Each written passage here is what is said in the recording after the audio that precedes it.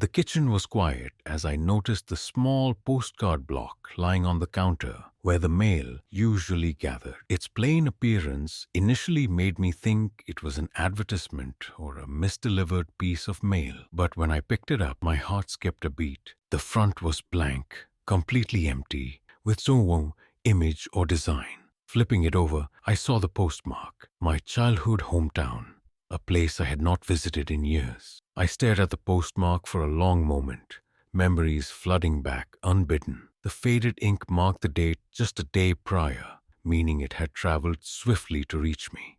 The handwriting on the recipient's address line was eerily familiar, but I could not quite place it. What struck me most was that the sender section was entirely blank, no name, no return address. The postcard felt cold in my hand, though it was no colder than any other piece of mail.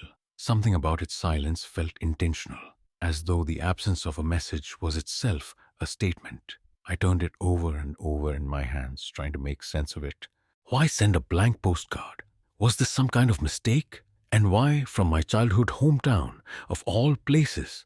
I hadn't been back there in years, not since my family moved away. I tried to recall if I knew anyone who still lived there, but no one came to mind. The more I thought about it, the stranger it seemed.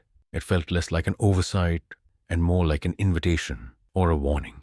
Unable to ignore the growing sense of curiosity, I decided to examine the postcard more closely. Under a bright light, I noticed faint impressions in the paper, as though someone had written on another sheet while using this card as a backing. The indents were subtle, but they were definitely there. I ran my fingers over the surface, feeling the slight grooves beneath my touch.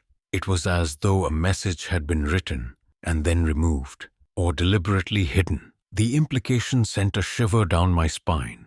I grabbed a pencil and lightly shaded the surface of the card, hoping to reveal what might have been written.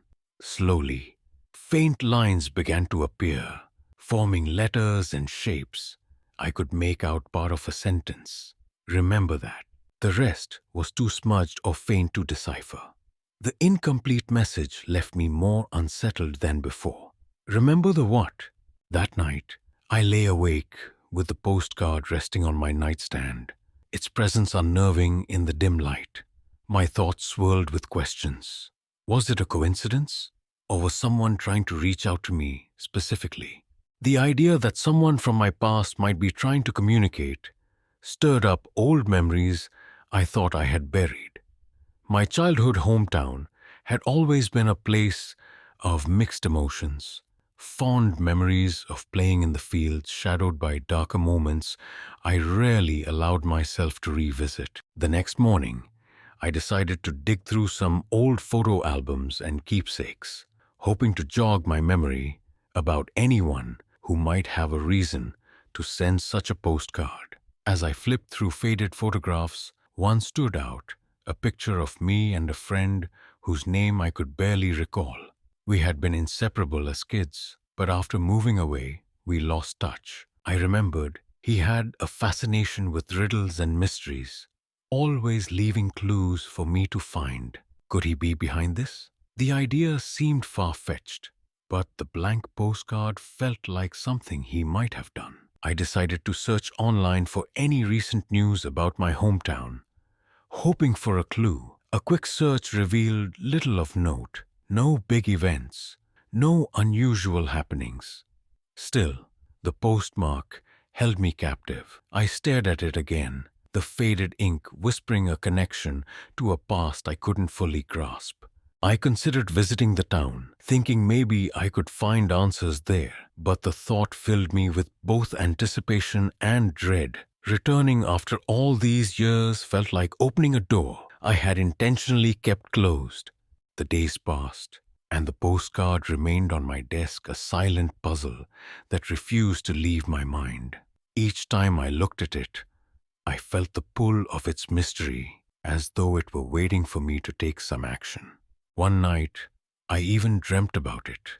Vivid, unsettling dreams of wandering the streets of my childhood neighborhood, searching for something I couldn't name. In the dream, the houses were familiar, but distorted, their windows dark and unwelcoming. When I woke, I felt an urgent need to uncover the truth. Finally, I decided to act. I wrote down the faint words I had uncovered. Remember that, and set out to connect the dots. I reached out to an old friend who had lived in the same town for years, hoping she might shed some light on the mystery. When I described the postcard, her voice grew quiet. "That's strange," she said. "A few people around here have been getting strange notes too, from no one they can identify. It's been the talk of the town lately." Her words sent a chill through me. I asked if she knew what the note said, but she didn't have many details. Most were cryptic, she explained, but a few hinted at shared memories or unfinished business. The coincidence was too strong to ignore. My postcard, though blank at first glance, seemed tied to something larger. Perhaps it was not just about me. Perhaps it was part of a bigger mystery, one rooted in the town itself. As I hung up the phone, I stared at the postcard again, its blank face now heavy with meaning. I decided to book a trip to my childhood hometown, unable to resist the call of the unanswered questions it posed. The thought of returning filled me with unease, but I knew I had to face whatever was waiting there. The blank postcard was no longer just a piece of mail. It was a key to a door I hadn't dared to open, and I could no longer ignore its silent demand.